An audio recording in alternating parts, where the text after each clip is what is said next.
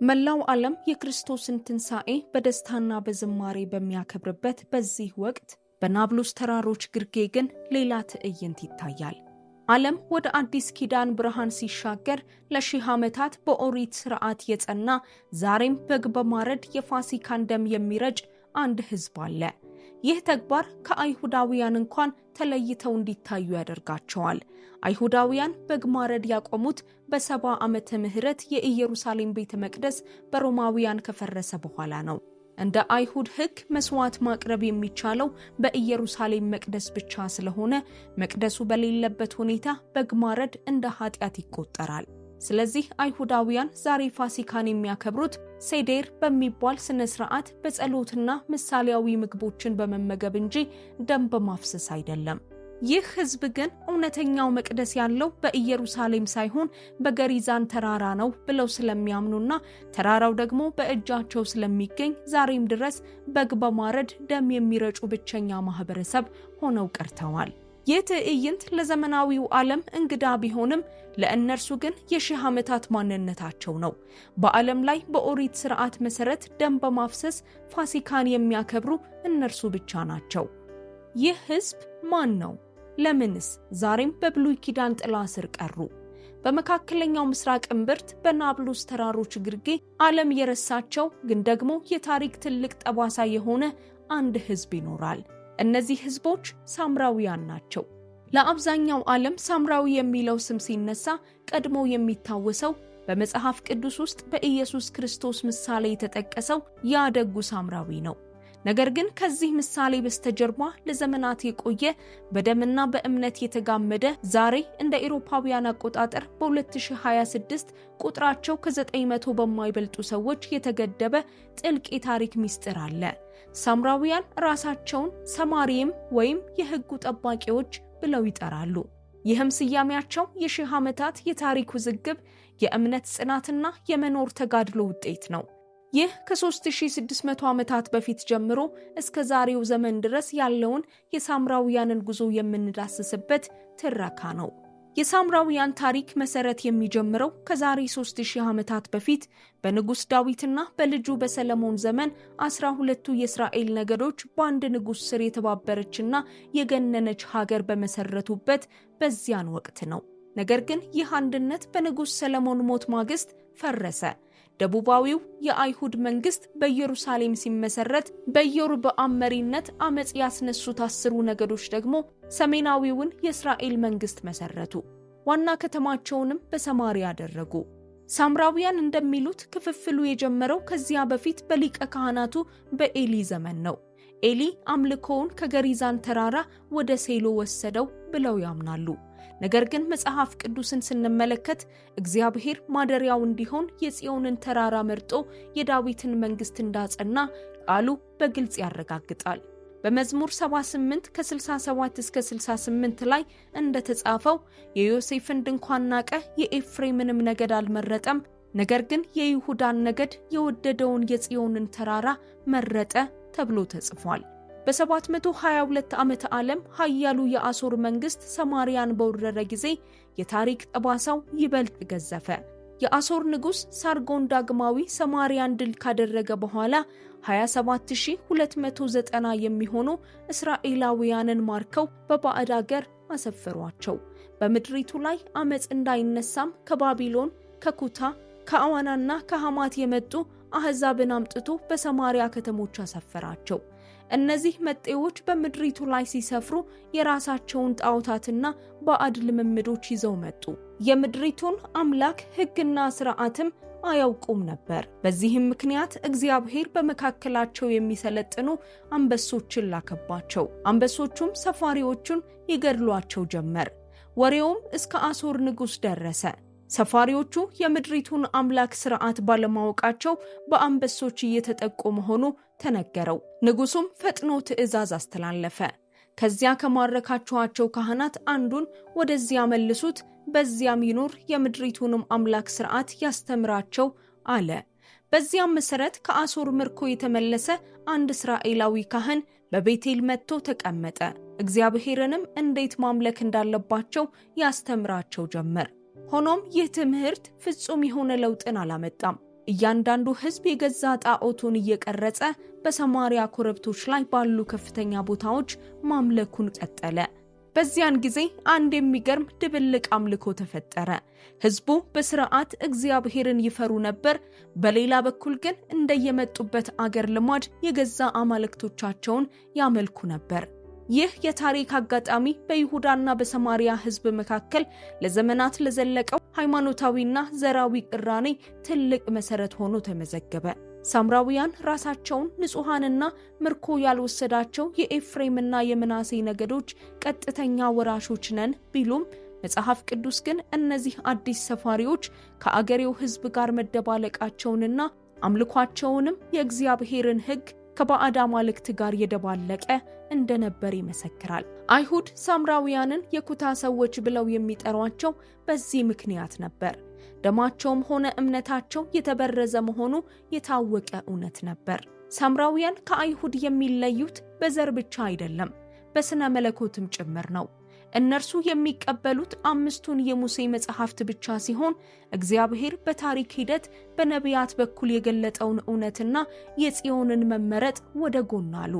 በእጃቸው የሚገኘው የኦሪት ቅጂ በጥንታዊው የዕብራይስጥ ፊደል ፓሊዮ ህብሪው የተጻፈ ነው። አይሁድ ፊደላቸውን ሲቀይሩ እኛ ግን ጥንታዊ ማንነታችንን ይዘን ቀርተናል የሚለው የኩራት ምንጫቸው ከዚህ ይመነጫል። ሳምራውያን ለሃይማኖታዊ ስነ ስርዓት የሚጠቀሙበት ቋንቋ ጥንታዊው የሳምራዊ አርማይክና ዕብራይስጥ ነው። በቤተ መቅደሳቸው አካባቢ የሚሰማው ያ ጥንታዊ የጸሎት ዜማ ተመልካቹን በሺህ ዓመታት ወደ ኋላ በመውሰድ ሕያው ቅርስ መሆናቸውን ያስመሰክራሉ። ይህ ኦሪት ከአይሁድ ቅጂ በ6000 ገደማ ነጥቦች ይለያል። ትልቁ የክርክር ነጥብ እግዚአብሔር የመረጠው ስፍራ የትኛው ነው የሚለው ነበር። በአይሁድ ኦሪት ውስጥ የሌለው ነገር ግን በሳምራውያን ኦሪት ውስጥ 10ኛው ትእዛዝ በገሪዛን ተራራ ላይ መሰዊያ ስራ የሚል ሆኖ ይገኛል። ይህም ለምን በገሪዛን ላይ እንደሚጸኑ መሰረታዊው ሃይማኖታዊ ምክንያት ነው። ሳምራውያን ገሪዛን አብርሃም ይስሐቅን ሊሰዋበት የሞከረበትና ያዕቆብ የሰማይ ደጅን ያየበት የተቀደሰ ስፍራ ነው ብለው ሲያምኑ፣ አይሁድ ግን ከባቢሎን ምርኮ ሲመለሱ ሳምራውያንን እንደመጤ ቆጥረው ከኢየሩሳሌም መቅደስ ግንባታ አባረሯቸው። ይህ ክስተት በሁለት ወገኖች መካከል የነበረውን ጥላቻ ወደ ጽኑ ጠላትነት ለወጠው። ምንም እንኳን በአይሁድና በሳምራውያን መካከል የዘመናት የጥላቻ ግንብ ቢኖርም ጌታ ኢየሱስ ግን ይህንን ግንብ የሚንድ አዲስ ትምህርት ይዞ መጣ። በታዋቂው ደጉ ሳምራዊ ምሳሌ ጌታ ያስተማረው ትልቁ እውነት ከሃይማኖታዊ ማንነትና ከዘር ልዩነት ይልቅ ለሰው ልጅ የሚደረግ እዝነትና ምሕረት እንደሚበልጥ ነው። አይሁዳዊው ካህንና ሌዋዊው በቆሰለው ወንድማቸው አጠገብ አልፈው ሲሄዱ ጠላት ተብሎ የሚታሰበው ሳምራዊ ግን ቁስሉን አጠበለት። ይህ ምሳሌ ሳምራውያን በታሪክ የተገለሉ ቢሆኑም በፈጣሪ ፊት ግን የእያንዳንዱ ሰው የርህራሄ ልብ ዋጋ እንዳለው የሚያሳይ የፍቅር አብዮት ነበር። የሳምራውያን የታሪክ ምስጢር ይበልጥ ግልጽ የሚሆነው በናዝሬቱ ኢየሱስና በሳምራዊቷ ሴት መካከል በተደረገው ታሪካዊ ውይይት ነው። በሴኬም አቅራቢያ በሚገኘው በያዕቆብ ጉድጓድ አጠገብ በቀትር ሰዓት ሴቲቱ የዘመናት ሽኩቻዋን አንስታ አባቶቻችን በዚህ ተራራ ሰገዱ፣ እናንተ ግን ስግደት በኢየሩሳሌም ነው ትላላችሁ ስትል የብሔሯን አቋም አንጸባረቀች። ጨምራም መሲህ እንደሚመጣው ቃለው ስትል የምትናገረው ሳምራውያን እንደ አይሁድ መሲህ የሚለውን ቃል ሳይጠቀሙ ታሄብ ወይም ተመላሹ ወይንም ደግሞ አዳሹ ብለው ስለሚጠሩት መሪ ነበር። ሳምራውያን ዛሬም ቢሆን በዘዳግም 18:15 ላይ እንደተጠቀሰው ሙሴን የመሰለ ነቢይ ወይም ታሄብ እንደሚመጣ በጉጉት ይጠብቃሉ። የኢየሱስ መልስ ግን የታሪክንና የመንፈሳዊነትን የበላይነት የሚያረጋግጥ ነበር። በዮሐንስ ወንጌል 4:22 ላይ እናንተስ ለማታውቁት ትሰግዳላችሁ፣ እኛ መዳን ከአይሁድ ነውና ለምናውቀው እንሰግዳለን በማለት የሳምራውያን አምልኮ መሰረት የሌለውና የተበረዘ መሆኑን አሳያት።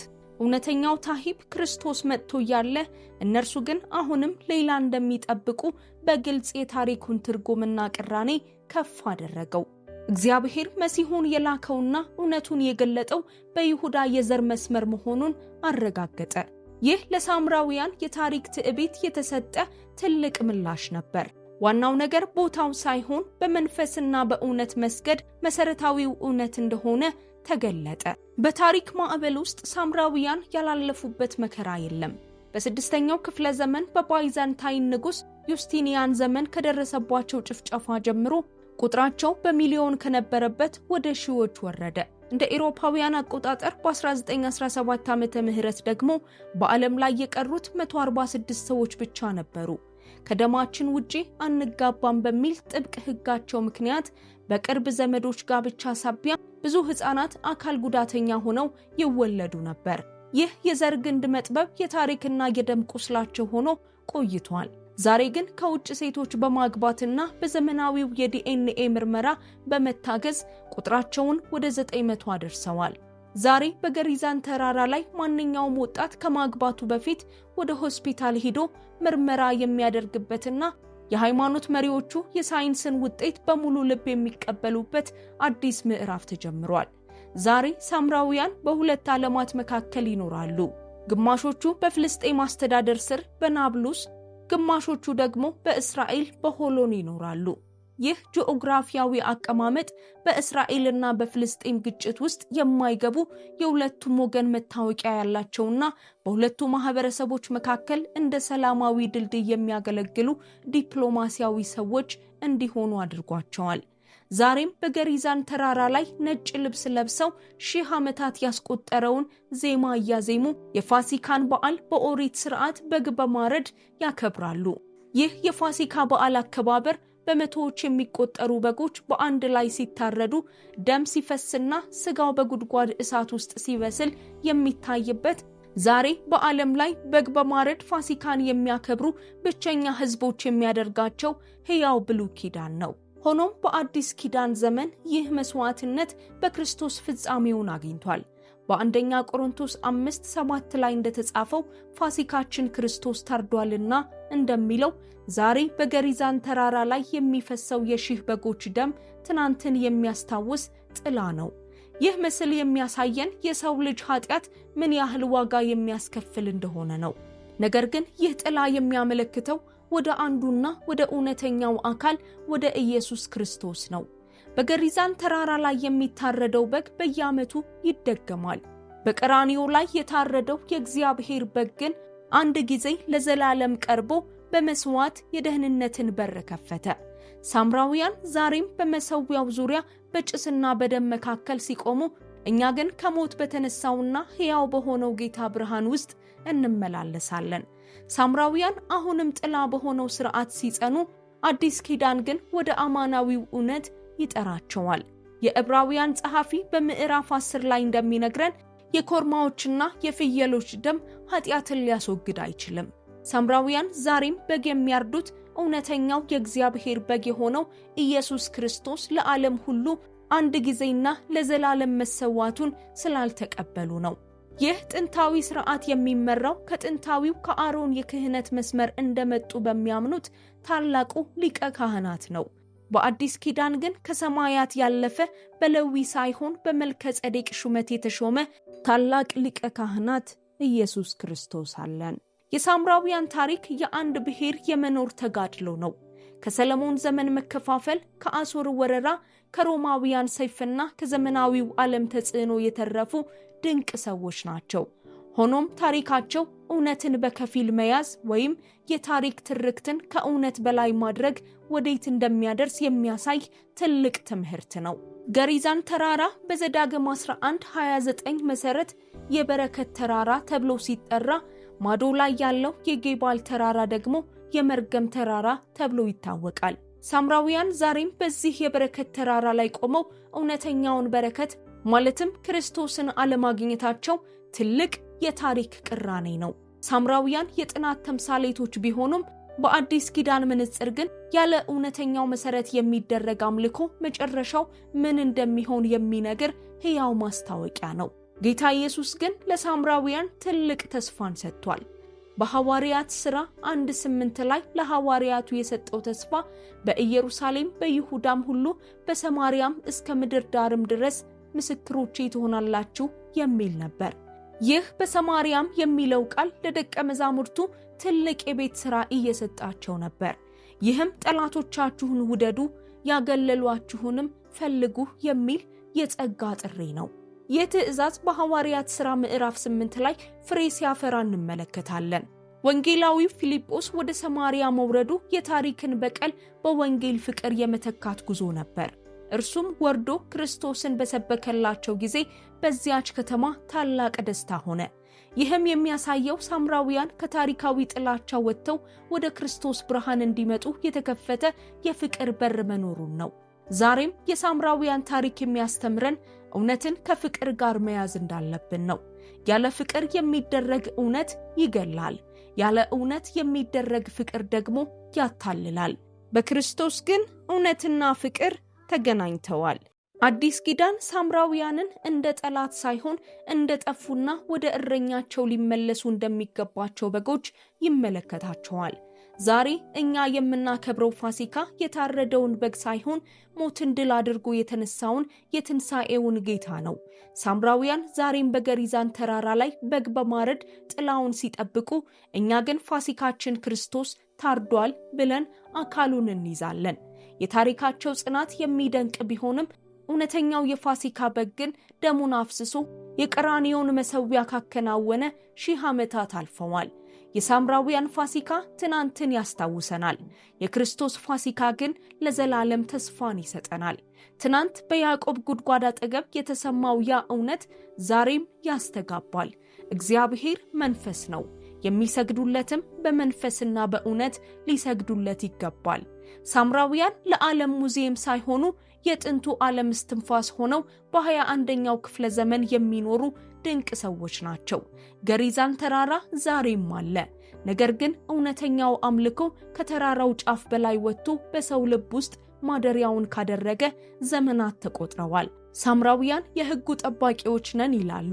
አዲስ ኪዳን ግን ሕጉ በክርስቶስ እንደተፈጸመና እውነተኛው ነፃነት በእርሱ እንደሆነ ይመሰክራል። የታሪካቸው ቁስል ሊፈወስ የሚችለው ጥንታዊውን መሠዊያ በመጠበቅ ሳይሆን በመስቀሉ ላይ የተሰዋውን እውነተኛውን የፋሲካ በግ በማመን ብቻ ነው።